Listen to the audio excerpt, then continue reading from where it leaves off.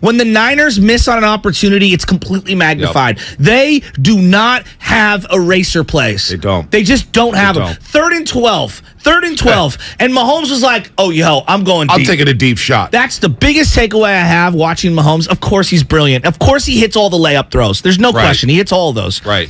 His ability, when you give him the big play, he does not miss. Well, that's a team, and I would love to know the record now with Andy Reid and Patrick Mahomes. Mahomes coming off a loss.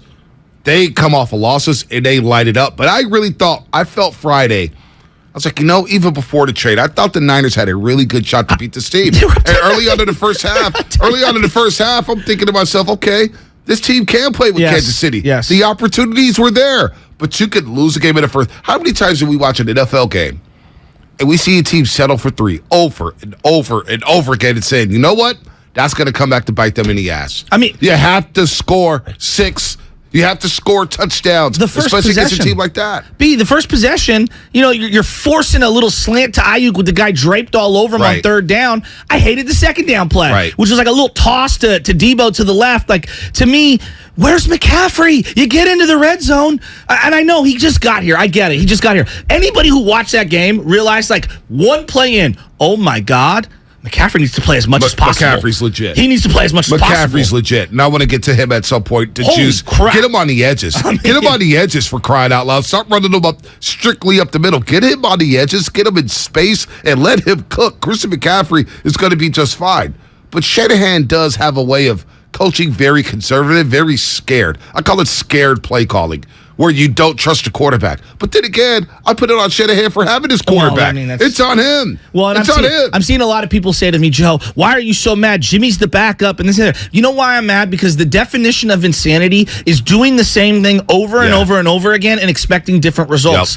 The reality is, I've seen this episode over and over and over again. And yes, is he better than Brock Purdy? Of course he is. Of course he is. That still doesn't make it palpable when I'm paying the prices that I'm paying, when I'm investing the energy and emotion into this team to go through the same. Our offense is holding us back. The defense has to pitch a perfect game. Well, I mean, yesterday they didn't even have a good game. But the point being is, like, two weeks in a row, defense has been bad. No question. But I give them a pass for Atlanta for having all the guys out. That's a game where you got to score 30. Yeah. Like, you got to score 30 in that game. We knew it. Whether the defense was going to get stops or not, you got to score 30 against that team. Name a player outside of Chris Jones on their defensive personnel.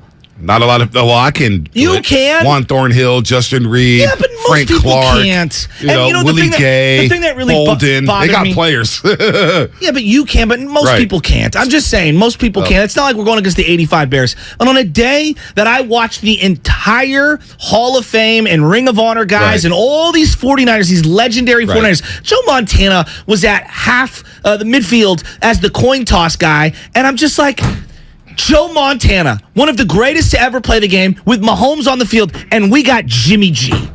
We got Jimmy freaking G. Again, I want to set the record straight. Nobody's blaming Jimmy G for the loss. No, but there's a disparity. Quarterback matters. However, long term, you telling me that guy, Jimmy Garoppolo, can hang in the shootout with some of these great players? Some of these great quarterbacks? No, he can't. Let's go to Bay Rob in the city. Bay Rob, what's happening? You're on the roast. Bay Rob, what's happening, baby? Bay Rob, you there? Going once, going twice. He gone. Trey and Benicia, my man Trey. What's happening, Trey? Oh, man. Early morning rise to you and Shiesty, man. Let me just say this. As a Raider fan, I just want to say this. I hope Niner fans realize what we have to go through every year seeing these guys twice a year. And let me say this. I get what you guys are saying. 10-0 lead. Let me remind you, Bronte, we were up 17-0 on Monday Night Football. I know you probably saw that game. Oh, yeah. Of course, Renfro ran into Hey, Trey. Adams. Hey, Trey, this team came back from 24-0 against the Houston Texans in a divisional round game in the playoffs like it was nothing and dropped 51 on them in the same game. You know what? And that's what I'm getting ready to say. Credit to, credit to them. The Chiefs right now, they're playing on high cylinders, and I've always said that right now. Andy Reid, that play calling that he comes up with, and he gets you in positions where you got to do certain things. Well, okay, I've never really coached this way, but now I probably have to coach that way, something that you're probably not familiar in doing. And they get timely plays here and there. Like I say, like that even that safety, he beat Trent Williams so bad. Like, I'm not even mad at Jimmy Garoppolo on that. Frank Clark. Well, Trent Williams had a bad game. No doubt. For his standards. He did. There's no doubt about it. But the quarterback doesn't feel it. No, he doesn't see the pocket field. presence. He doesn't see the field. He missed so many open underneath plays. The pocket, and this is why I want to break it down. And I know everyone's mad at because Kyle. you're at the game, and we both have end zone seats. Yeah. You and I both have end zone seats, so we see the all 22. There was so many plays. And I know you're texting me during the game, and I believe it because I see it every game. Even the Rams game, everyone's like, "Oh, Bonte, how come you can't give Jimmy credit?" Because I'm at the game and I see how many guys are wide open, and I see the decisions he's making. His pocket presence is just not there.